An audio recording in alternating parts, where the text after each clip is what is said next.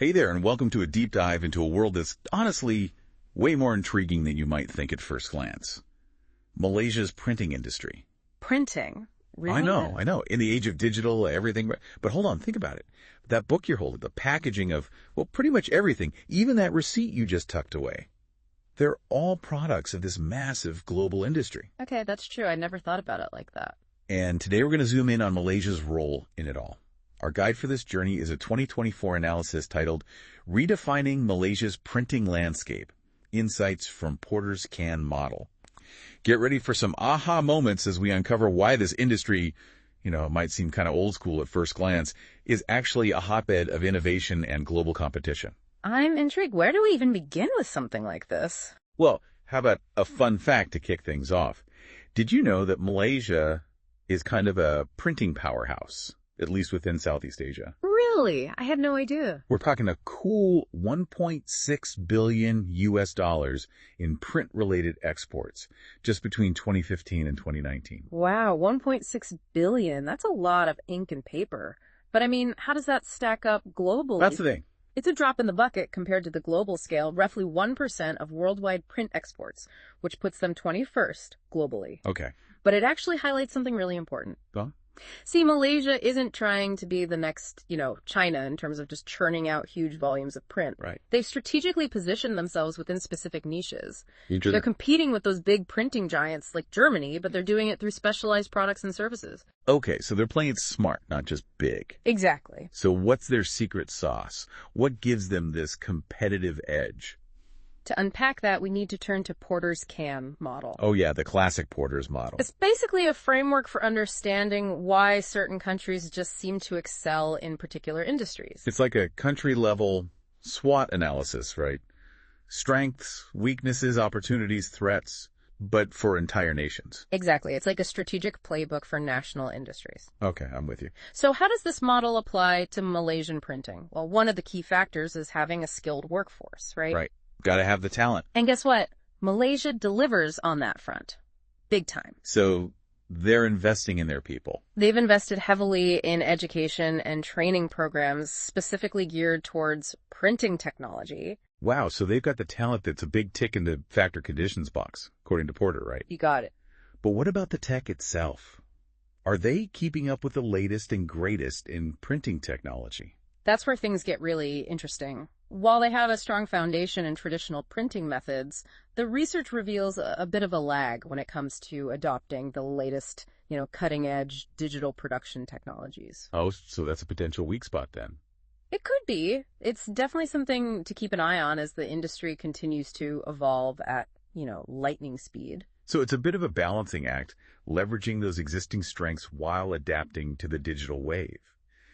It's a challenge that a lot of industries are facing these days. Oh, absolutely. And it's a theme that we'll keep coming back to as we dive deeper into the other aspects of Porter's model and how they play out in the Malaysian printing landscape. Okay, so we've talked about skilled labor and the tech situation, both pretty crucial pieces of the puzzle when you think about it. Definitely. But what about the demand for printed materials in Malaysia? Like, is there even a market for all this printing power? Well, that's where it gets really fascinating. You see, despite the rise of digital, there's still a strong appetite for printed materials, both domestically and internationally. Really? Oh, yeah. In fact, the demand is actually growing. Wow. That's not what I expected to hear. You hear so much about print is dead, but that's clearly not the whole story. Exactly. It's way more nuanced than that.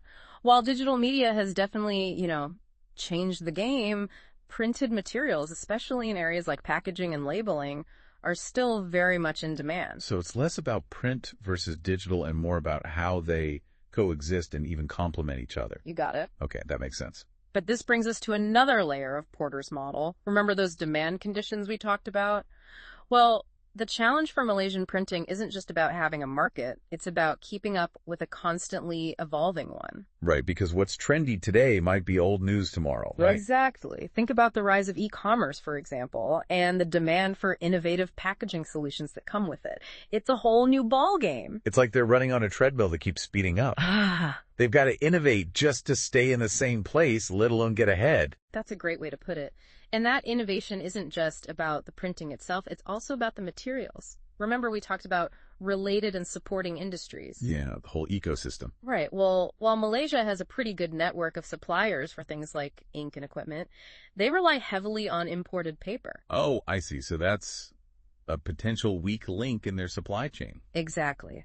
Developing a stronger domestic paper production industry could be a game changer for them, giving them more control over their supply and potentially boosting their overall competitiveness. Makes sense. So we've got skilled labor, handle on technology, although there's some room for improvement there, and a growing market that demands they stay agile. What about the structure of the industry itself? Where does that fit into all of this? Well, that's where things take another interesting turn. Unlike some industries that are dominated by a handful of major players, Malaysia's printing scene is characterized by a large number of small and medium-sized businesses. Really? So instead of a few big fish, it's more like a vibrant coral reef with lots of smaller players. I like that, a very poetic way to put it. And this structure, which ties into Porter's firm strategy, structure, and rivalry element, has its pros and cons, of course. Okay, now I'm really intrigued. What are the advantages of having so many smaller players in the game? Well, for one thing, it creates a very dynamic and competitive landscape, which can really drive innovation. And because they're not reliant on massive economies of scale, these smaller businesses can be more nimble and adaptable to changing market demands, especially those niche markets that Malaysia is, kind of targeting. That makes a lot of sense. They could be quick on their feet and tailor their services to those specific needs.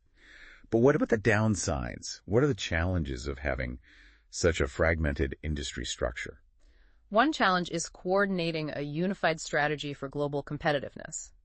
When you have a lot of small players, it can be harder to present a united front on the international stage, or make those large-scale investments in things like really cutting-edge technology. Yeah, it's kind of like a trade-off then. Yeah. They get the agility and that market diversity, but maybe they lack a bit of that collective muscle, to really make waves on the global stage. Exactly. Sounds like there's room for both individual company growth and then also some kind of strategic collaboration, right? Right on. And that's where the Malaysian government comes in. Oh, really? They're taking an active role in all of this. Absolutely. They see the challenges and the opportunities facing their printing industry. Okay. And they've launched some really interesting initiatives to, help it thrive in this landscape that's constantly changing. Okay, so they're not just leaving it up to chance.